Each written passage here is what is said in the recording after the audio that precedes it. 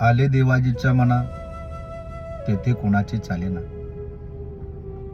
खरं तर आज महाराष्ट्रामध्ये आजची सकाळ ही सर्व महाराष्ट्राला खिन्न करणारी सकाळ होती. महाराष्ट्र राज्याचे लाडके नेते आदरणीय अजितदादा पवार यांचं विमानाच्या अपघातात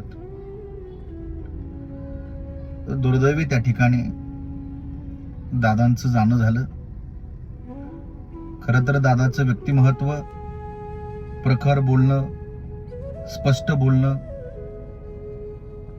एखाद्याचं काम होत असेल तर हो म्हणणं, नसेल होत तर नाही म्हणणं, जेही काही असेल ते स्पष्ट होतं. खरं तर दादा हे लोकप्रिय नेते होते. दादांच्या जाण्यानं